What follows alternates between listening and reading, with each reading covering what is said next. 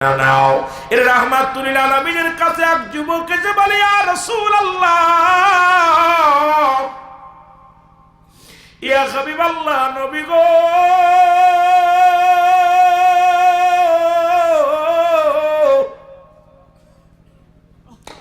আমারে কি আমার আল্লাহ মাফ করে দিব? ও যুবক, একটু দিলের কান্ডা লাগায় শুনবি। 5 শ্রেণী নারী বিবাহ করার নির্দেশ। আমি আস্তে আস্তে আলোচনার মধ্যে যাব। আমার যুবক ভাইয়েরা অনেক আছেন, বাবারা, আলোচনার মধ্যে ডুব দিব। যুবকদের নিয়ে অনেক আলোচনা করব, আমার বাবারা শুনে নাও। এর রাসূলের কাছে এসে বলি, ইয়া রাসূলুল্লাহ, ইয়া হাবিবাল্লাহ, নবী গো, আমার জন্য আমার আল্লাহ কি আমারে মাফ কইরা দিব গো? আল্লাহর নবী বলে, যুবক রে, তওবা কর, তওবা কর। তওবা করলে আমার আল্লাহ তোর গুনাহ মাফ করে দিব। মারহাবা বলেন, আরো জোরে বলেন, আর একটু জোরে। কারণ নবীদের দরজা বন্ধ, তওবার দরজা খোলা। এর মুসলমান শুই না নাও, নবীদের দরজা বন্ধ হয়ে গেছে, তওবার দরজা খোলা। যখনই সুযোগ পাবেন তওবা করবেন মুসলমান। কারণ একটা নিঃশ্বাস ছাড়ছেন, আবার আরেকটা ছাড়বেন, এমন কোনো সুযোগ হয়তো না হতে পারে রে বাবা। এই জন্য বেশি বেশি করে তওবা করব। জোরে জোরে চিল্লায় বলা যাবে না মারহাবা, সুবহানাল্লাহ, আলহামদুলিল্লাহ, লা ইলাহা। আয় হায়, দুরূদ শরীফ পড়তে পারে না, জিকির করতে পারে না, কোন জগতে আইলাম রে? এই সাতক্ষীরার মানুষ তো বেশি জানি সুন্নি, এর ভিতরে আকীদা হলো, ওই মুসলমান, এদের আকীদা তো ভিন্ন। আমার জানা মতে সাতক্ষীরা মানুষ ইমান আকীদায় ভরপুর। এলাকার মানুষগুলো এদের কলিজা বড়। সাতক্ষীরার জমিন ইসলামের জন্য প্রতিটা মানুষের প্রাণ উৎপন্ন হয়ে থাকে, কিন্তু আয়া দেখি নবী দুরূদও পড়তে পারে না, কালেমা পড়তে পারে না। এ কোন জিলা? নাম শুনলে এতদিন যা শুনলাম ব্যতিক্রম, ভালো লাগে না। মহব্বতে সুবহানাল্লাহ, আলহামদুলিল্লাহ, লা ইলাহা ইল্লাল্লাহ, সুবহানাল্লাহ।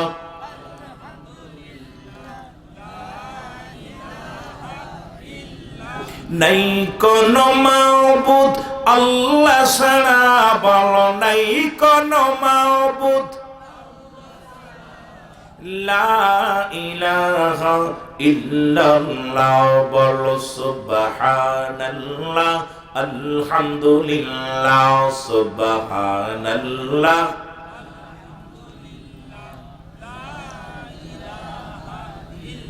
এ দুনিয়ার মুসলমান,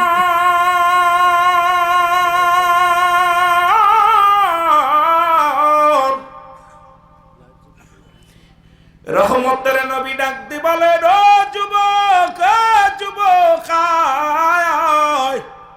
তওবা কর। তওবা করলে তোমার গুনাহ আল্লাহ মাফ করে দিবে। যুবক বলে, ইয়া রাসূলুল্লাহ, ইয়া হাবিবাল্লাহ, আমি এমন অন্যায় করেছি, এমন পাপ করেছি গো আল্লাহর নবী, আমার মন বলে এই গুনাহ আমি জীবনেও ক্ষমা পাবো না, এই গুনাহ আমার আল্লাহ আমারে মাফ করব না। আল্লাহর নবী ডাকতে বলে, যুবক রে, তওবা কর, তওবা কর। তওবা করলে আমার আল্লাহ গুনাহ মাফ করে দিবেন। আল্লাহর নবী ডাকতে বলে, যুবক রে, কি এমন অপরাধ করছি বলো, তুমি কি এমন অপরাধ করছো? যুবক ডাকতে বলে, নবী গো,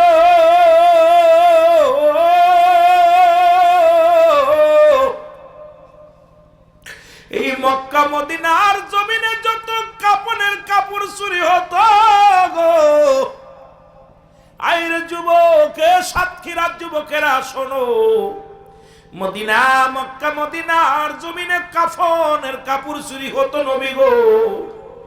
নবী কয়, হায় রে হায়, মানুষ এত নিষ্ঠুর হয়, মানুষের শেষ বিদায়ের 3 টুকরা কাপড় এটাও মানুষ চুরি করে নেয়। রহমতের নবীর চোখ দিয়ে পানি আসে। নবী কয়, ও যুবক, আর মানুষ শেষ বিদায়ের সময় 5 টুকরা কাপড়, 3 টুকরা কাপড় দেয়া হয়। এটাও চুরি করা হয় রে যুবক। যুবক বলে ইয়া রাসূলুল্লাহ ইয়া হাবিবাল্লাহ, নবী গো ওই মক্কা মদিনার কাফনের কাপড় চুরি হতো, ওই কাপড়ের কাপড় আর কেউ নয়, ওই কাপড়ের কাপড়গুলো আমি চুরি করতাম। জোরে জোরে চিল্লায় বলা যাবে না আল্লাহু আকবার। খুব খেয়াল, আমি ওই মানুষ মারা গেলে কবরে শোয়ানো পর কবর খুইরা কাপড়ের কাপড়গুলো চুরি করতাম। আল্লাহ নবী ডাকতে বলে যুবক, দুনিয়ার মধ্যে আর কোন কাজ পাস নাই রে। হায়রে মানুষের শেষ বিদায়ের সময় 3 টুকরা কাপড় দেয়া হয়।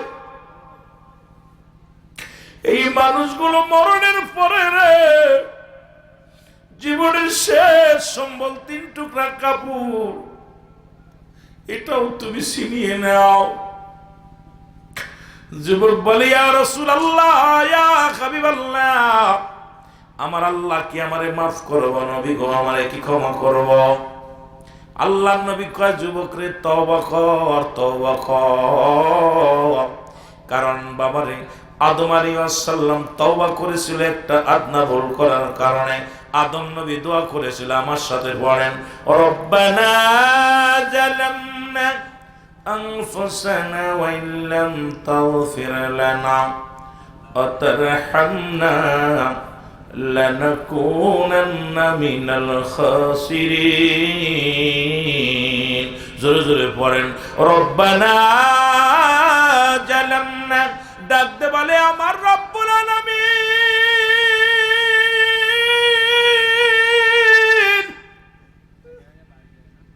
এরে আমি আদম জালিমদের অন্তর্ভুক্ত হয়ে গেছি রে,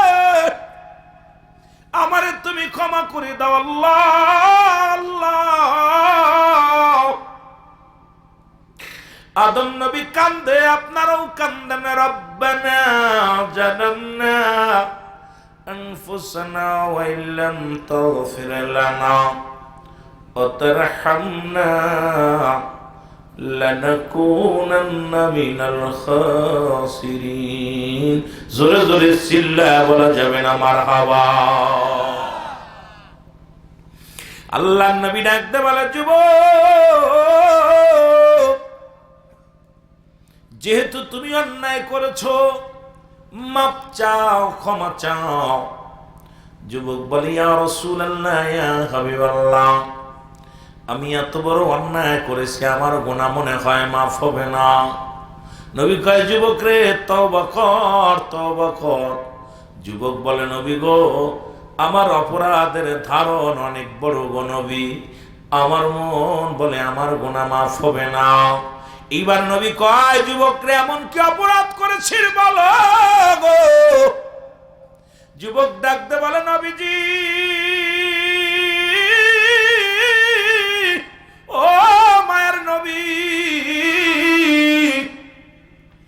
মক্কা মদিনায় অনেক দিন হলো মানুষ মারা যায় না, অনেক দিন হয়ে গেল এই জমিনের মধ্যে কোনো মানুষ ইন্তেকাল করে না। আমিও কাপনের কাপড় চুরি করতে পারি না নবী গো, আমারও ব্যবসা ভালো যায় না। হঠাৎ শুনতে পাই মহল্লার মধ্যে এক ধনীর কন্যা মারা গেছে। ইয়া রাসূলুল্লাহ ইয়া হাবিবাল্লাহ, আমি ছুটে যাই, ওই জানাজায় হাজির হয়ে গেলাম, কাফন দাফনে হাজির হইলাম নবী গো। জানাজা পড়াইয়া যখন গোরস্থানে রাখলো লাশখানা, ও যুবক ইয়া রাসূলুল্লাহ আমি অপেক্ষাতে কখন রাত হবে, কখন রাত গোন হবে। মানুষ যখন নির্জনে ঘুমায়া পড়বে আমি ধীরে ধীরে গোরস্থানে যাব, লাশ কবরখানা উত্তোলন করব, ওই মাটি করে লাশ উত্তোলন করব, করিয়া তার গায়ের পোশাক গুলো খুলে নিব। ইয়া রাসূলুল্লাহ ইয়া হাবিবাল্লাহ নবী গো,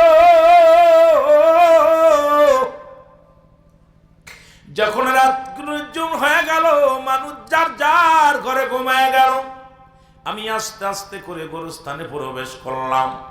এরপরে গোরস্থানে ঢুইকা ওই কবরের মাটিগুলো খুঁড়লাম, মাটিগুলো খুঁড়িয়া নবী গো লাশ উত্তোলন করলাম, করিয়া গায়ের কাপড়ের কাপড়গুলো খুললাম, এই কাপড় খুলিয়া যখন কবর থেকে লাফ দিয়ে উঠতেছিলাম নবী গো, কে যেন আমার ভিতর থেকে ডাকতে বলে, যুবক যুবক রে, সারা জীবন শুধু কাপড়ের কাপড় চুরি করলি, তাকায়া দেখ তাকায়া দেখ, এত সুন্দরী নারী কবরের ভিতর আছে, আজকে অন্যায় কর অন্যায় কর, পৃথিবীর কেউ তোরে বাধা দিব না, পৃথিবীর কেউ তোরে বারণ করব না, পৃথিবীর কোনো মানুষ জানবে না, অন্যায় কর অন্যায় কর। সঙ্গে সঙ্গে ওই যুবতী মহিলার রূপ দেখে আমি পাগল হয়ে গেলাম, ইয়া রাসূলুল্লাহ ইয়া হাবিবাল্লাহ। সঙ্গে সঙ্গে আমি নরপশুর মতো ওই মহিলার মৃত্যু মহিলার পরে ঝাঁপিয়ে পড়লাম, ইয়া রাসূলুল্লাহ ইয়া হাবিবাল্লাহ। এরপরে মেয়ের সঙ্গে আমি অপকর্ম করলাম, করিয়া যখন কবর থেকে উত্তোলন, যখন আমি কাপড়ের কাপড়ে উঠতেছিলাম রে, ইয়া রাসূলুল্লাহ ইয়া হাবিবাল্লাহ, নবী গো,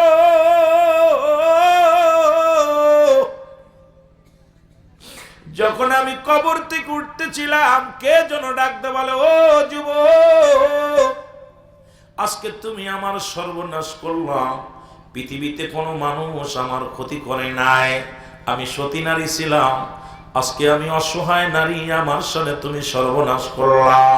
ওরে যুবক, তোমার মরা লাগবে, আমি আল্লাহর আদালতে মামলা দিয়ে দিলাম, আমার আল্লাহ রাব্বুল আলামিন যেন কোনদিন তোমারে ক্ষমা করে না। এরে আমার মতো একদিন অসহায় হয়ে যাইবা, আমার মতো একদিন কবরে শুইবা, সেদিন যেন রব্বে কারীম তোমারে না ছাড়ে, ইয়া রাসূলুল্লাহ ইয়া হাবিবাল্লাহ। এরপরে আমি বাড়ি গেলাম, বাড়ি যে গোসল করলাম, খানাকে ঘুমাইলাম, নবী গো। এরপরে আমি একটা রাত আমি ঘুমাইতে পারি না নবী গো,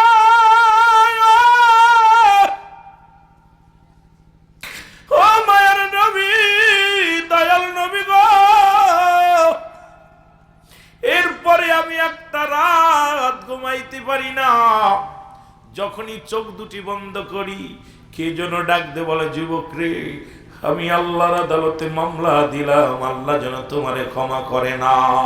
এরে যুবক, এই তো শুনেছিলাম আয়ামে জাহিলা, অন্ধকার জামানা, আর বর্তমান বাংলাদেশের অবস্থা শোন, সাতক্ষীরার যুবকরা শোন, এই সাতক্ষীরার জমিনের মধ্যে মানুষেরা শুনে নাও, আজকে তোমাদেরকে জানা দিয়ে যায়, ঢাকা মেডিকেল কলেজ হাসপাতালে মুসলমান আমাদের কত, আমাদের বাংলাদেশের কত উন্নতি হয়েছে শোনো, দীর্ঘ 17টা বছর কত শান্তিতে ছিল শোনো, ভালো করে দিলের কান্ডা লাগা শুনে নাও। এর মুসলমান গলায় দড়ি নিয়ে মারা গেছে, আলামত হলো জিনা, মুসলমান বিষ খেয়ে মারা গেছে, আলামত হলো জিনা। পরে মুসলমান শুনে নাও, সড়ক দুর্ঘটনায় মারা গেছে, আলামত হলো জিনা। ডাক্তাররা বড় প্রেশানিত হয়ে গেল, টেনশনের মধ্যে পড়ে গেল, মারা যায় একভাবে, আলামত হলো আর একটা। এরপরে মুসলমান ওই লাশ কাটা ঘরে মুসলমান কি লাগাইলেন, সিসি ক্যামেরা লাগানো হলো, ঢাকা মেডিকেল কলেজের ডোমকে যখন ধরা হলো, মুসলমান দেখা গেল ওকে রিমান্ডে নেওয়ার পর উনি বললেন, আজ থেকে একজন নয় দুজন নয়, আজ থেকে শত শত নারী, কোন সুন্দরী নারী যখন আমরা লাশ কাটা ঘরে নিয়ে আসি, ওই টেবিলের উপরে শোয়ানোর আগে তার সঙ্গে আগে জিনা করে নি। আরে মুসলমান কোন দেশে বাস করো? আরে বাংলাদেশে ইসলাম আছে, কুরআন আছে, এটা আইনের আইন চালু না থাকার কারণে যুবক, যেখানে ঢাকা মেডিকেল কলেজ হাসপাতালে জিনা হয়, ও সাতক্ষীরার যুবকরা একটু দিলের কান্ডা লাগা শোনো, কোথায় আছো যুবক ভাইরা? শুধু ঢাকা নয়, ঢাকা নয়, চট্টগ্রাম মেডিকেল কলেজ হাসপাতালে মর্গে জিনা হয়। যখন রিমান্ডে নেওয়া হলো ডমকে, তখন শিকার গেছে একজন নয় দুজন নয়, শত শত নারীর সঙ্গে। অল্প বয়সী নারীগুলো যখন মুসলমান শোনে নাও, এই লাশ কাটা ঘরে আসে, আগে তাদের সঙ্গে অপকর্ম করে নেওয়া হয়। যেখানে বাংলাদেশের 90% মুসলমান, 92% মুসলমান, এই দেশে যেখানে মর্গে জিনা হয়, আল্লাহর গজব যে আসে না, আল্লাহর দরবারে শুকরিয়া আদায় করো, মহান আল্লাহ পাক তো আমাদের দুনিয়া থেকে শেষ করে দিতে পারতো, দেয় নাই হয়তো কোনো মাহবুব বান্দার খাতিরে নাই মুসলমান যদি মিথ্যা বলি যাচাই করো, যারা নেট চালাও যাচাই করো, যদি মিথ্যা বলি এই মুসলমান সাতক্ষীরার জমিনে রেখে দিবা, মাগুরার জমিনে যাইতে চাই না। কোথায় রে যুবক, যেটা আমি যদি তা যদি বাংলাদেশের অন্য রাষ্ট্র হতো মেনে নেওয়া যাইতো, বাংলাদেশ বাদে অন্য কোন রাষ্ট্র মুসলিম রাষ্ট্রে যদি হতো মেনে নেওয়া যেত। যেখানে বাংলাদেশের মধ্যে যদি এই কর্ম হয়, এই জন্য আমাদের জন্য আর সময় নাই, ঘুমায় থাকার সময় নাই। ওই কোরআনের আইন সংসদে চাই কি চাই না? আর একটু জোরে বলেন, চাই কি চাই না? এর আওয়াজ জোরে নাই, চাই কি চাই না? আজকে কোরআন আছে, আইন নাই। আর আইনবাদ যারা আছে এরা ধোঁকাবাজ। আল্লাহর নবী ডাকতে বলে, যুবক রে তুমি দূর হয়ে যাও, আমার কদমের ভিতর থেকে তুমি দূর হয়ে যাও।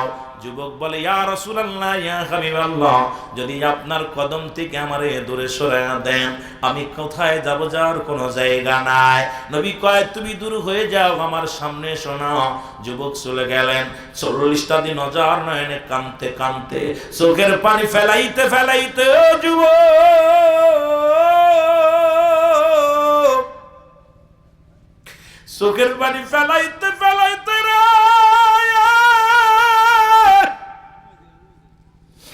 রব্বুল আলামিন ওই যুবকের মাফ করে দিছে রে। যুবকের লেখামের মাধ্যমে বলে, যুবকরে যা, রাহমাতুল লিল আলামিনের কদমে যা।